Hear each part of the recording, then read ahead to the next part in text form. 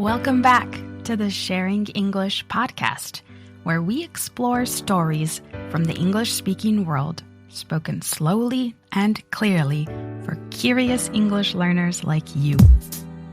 Let's get started.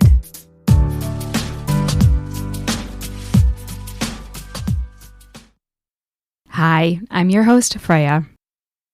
Today, we're talking about a name many people recognize. Pocahontas.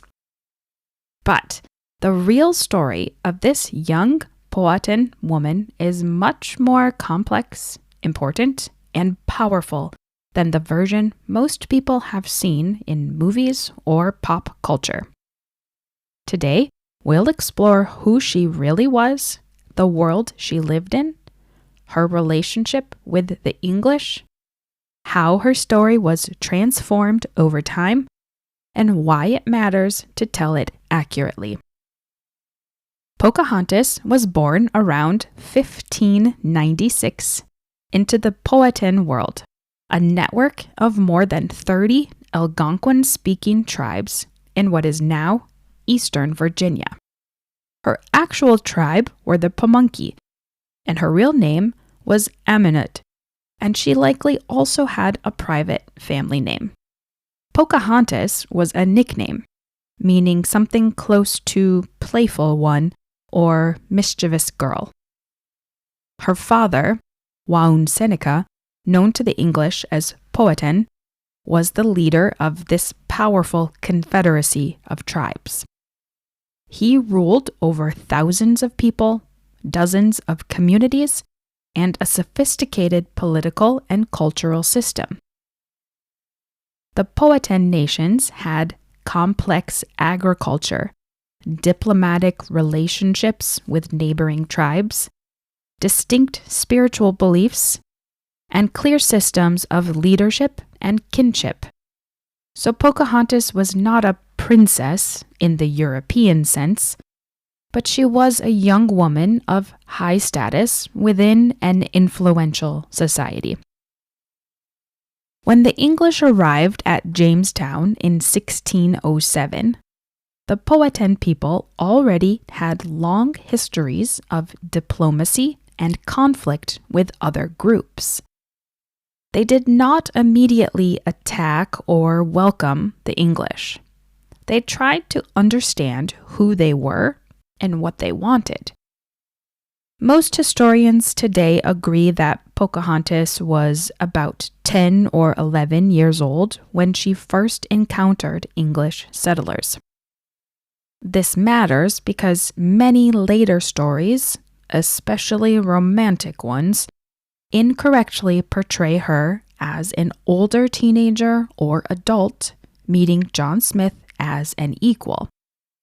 In reality, she was a child, and Smith was nearly 30. The most famous moment from her story is the tale that Pocahontas dramatically saved John Smith's life. That is what John Smith wrote. But he wrote it years later, long after it supposedly happened.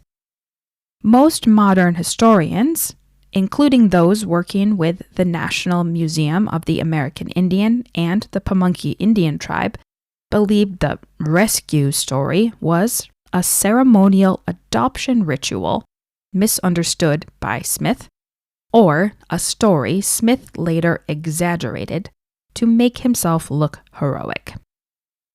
The Powhatan ceremony Smith described resembles an initiation ritual used to symbolically adopt outsiders into the tribe. If this is true, Pocahontas' participation would not have been a romantic act. It would have been part of a political decision made by her community. By 1609 and 1610, relationships between the English and the Powhatan deteriorated. The English increasingly demanded food and territory and used violence to obtain both. In 1613, the English kidnapped Pocahontas, who was then about 16 or 17 years old. and held her for over a year to pressure her father during negotiations. It is believed that she was exploited in many ways, including sexually. During her captivity, she was forced to live among the English, learned English language and customs, came under the influence of English religious leaders, and was baptized and given the name Rebecca. This transformation was not a free personal choice. Most Indigenous sources and modern historians agree it happened under coercion. In 1614, Pocahontas was forced to marry John Rolfe, a tobacco farmer.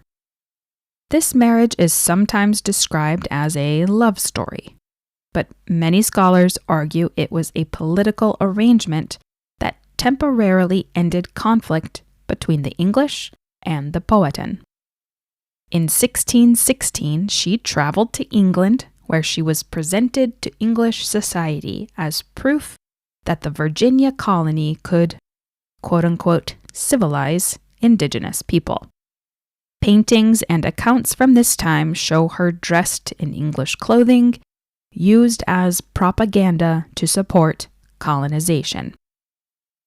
She died in England in 1617 at around age 20 or 21, perhaps from disease, though some also say that she was poisoned.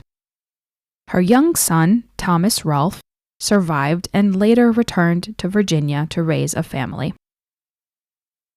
Over the centuries, Pocahontas' story was retold again and again, and often reshaped to fit political or cultural needs.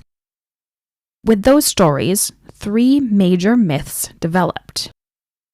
The first is the myth of the romantic love story. There is no historical evidence that Pocahontas and John Smith had a romantic relationship. In fact, it was quite the opposite. Pocahontas was exploited in too many ways by the men around her. There's also the myth of the good Indian. Her story was often used to suggest that Indigenous people supported colonization or welcomed cultural change, which ignores the reality of violence, coercion, and loss being forced on the Indigenous populations. And finally, the myth of the heroic single figure who brought peace. But this overlooks the complex diplomacy and resistance of the entire Powhatan nation. One of the most well-known portrayals of Pocahontas is the animated Disney film. While beloved by many, including myself at a younger age, it presents a highly fictionalized version of her life, changing her age, relationships, political context, and even the ending. Pop culture versions often turn her into a romantic heroine, erase the realities of colonization, and simplify or distort Indigenous cultures. Indigenous scholars and communities have repeatedly emphasized the importance of telling her story in a way that respects her people, her context, and her lived experiences. Now, why does her real story matter? Well, it matters because Pocahontas was a real young woman. She was a daughter, a diplomat, and a cultural figure. And she was someone who lived at the center of one of the most consequential moments in American history. And her life represents the beginnings of English colonization in North America, the first major cultural misunderstandings between Europeans and North American Indigenous nations, the resilience of Indigenous communities, and the need to question simplified or romantic stories from the past. Understanding her real story helps us recognize the complexity of early American history, both the painful parts and the profound human stories within it. And her story mirrors the exploitative stories of too many Indigenous women throughout history and including today. Pocahontas' real story is not a fairy tale. It's a story of a courageous young woman navigating two worlds during a time of enormous change and conflict. By learning and sharing her true history, we honor her life and the Indigenous communities who continue to preserve their cultures today. Now I'm curious, have you heard the story of Pocahontas before? Was it Disney's fairy tale story or the real story? And what about your own culture? Are there figures from history that are romanticized or given fairy tale-like stories when the reality is far from that? Let me know.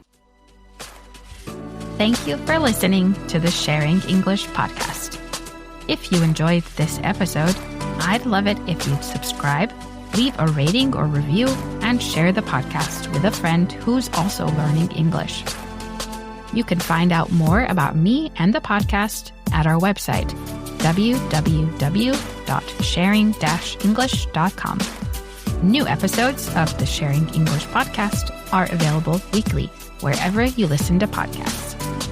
As always, let me know, what topics are you interested in hearing more about? Until next time, keep listening, keep learning, and keep sharing English.